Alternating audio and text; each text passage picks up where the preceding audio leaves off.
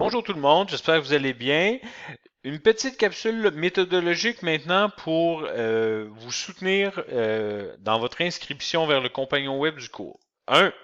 Vous devez vous procurer le manuel, on a déjà parlé de ça. Maintenant, vous vous rendez sur le site de Chenelière, l'éditeur du manuel. Euh, si vous avez le manuel papier devant vous, au recto, vous avez cette petite adresse www.chenelière.ca/langlois. Vous indiquez ça sur votre navigateur. Vous cliquez ensuite sur le manuel. Vous avez à votre droite, en dessous du titre Histoire de la civilisation occidentale, les différentes options d'achat. Imprimé, version numérique, donc sans support manuel. Et enfin, accéder au matériel complémentaire. Donc, simplement acheter le code si un ami vous a déjà donné le manuel. Ce qui nous intéresse, c'est le matériel complémentaire. Vous cliquez sur accéder à I+, interactif. Vous pouvez compléter les différents champs si votre première utilisation. On va vous demander votre code d'activation. C'est le code qu'on retrouve qui commence par HCO derrière votre étiquette si vous avez acheté le manuel neuf. Sinon, si vous avez acheté simplement le code, il vous a été envoyé par courriel. Vous complétez ensuite votre nom, votre vrai nom, votre adresse courriel, un mot de passe, etc. Vous sélectionnez le niveau collégial pour votre niveau scolaire, le Québec comme pays territoire. Ensuite, Cégep André Laurando. Vous trouvez que ça va vite? Il y a une petite vidéo préparée par Chenelière qui s'appelle Aide à l'inscription qui vous dit étape par étape ce que vous devez remplir dans chacune des cases. Une fois que c'est fait, vous faites inscription complétée ou si vous avez déjà un compte Chenelière, ce qui est mon cas, je vais faire connexion. Ça nous amène à notre bibliothèque. La mienne est bien garnie, la vôtre est possiblement vide. Vous pouvez toujours cliquer sur ajouter un nouveau titre où on va vous demander votre code d'activation.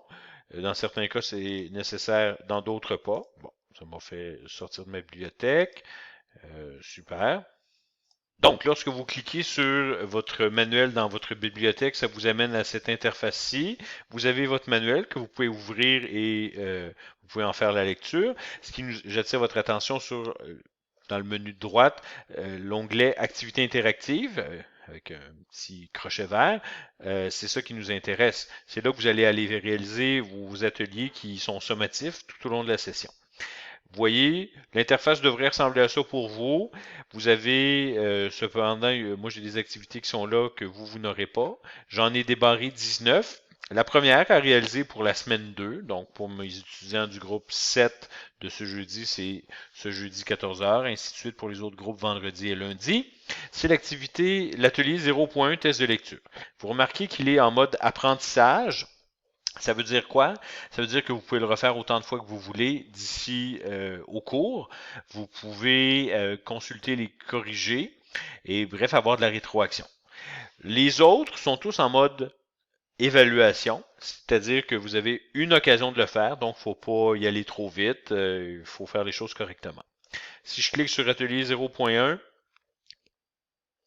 ça ressemble à un beau paysage méditerranéen, ça fait rêver. C'est là que vous amorcez votre activité et que vous commencez en cliquant sur débuter. Je ne le ferai pas pour cette activité-là comme vous avez à la faire.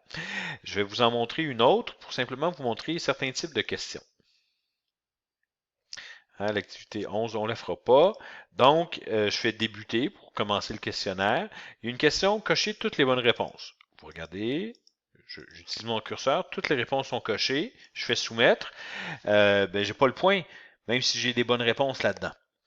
Euh, pour avoir le point aux questions de type cocher toutes les bonnes réponses, il faut avoir la bonne combinaison. Ensuite de ça, je clique sur le corriger et là, j'ai l'explication pour chacun des énoncés qui sont là. Je clique dessus. Donc, 0 point inscrit ici. 2, sur la crise économique, je sais pas, je tape ça. J'ai la mauvaise réponse. Un vrai ou faux, je dis faux, bonne réponse. La Russie, bon, vous voyez, j'ai mon score. La 5, je la trouve difficile, je veux la sauter, mais je peux passer à la 9 si je veux. Je coche les réponses qui me tentent. Je fais la suivante. Ah, je retourne à la 5 finalement, un vrai ou faux, ça me tente. Vous voyez, il y a quand même pas mal de souplesse.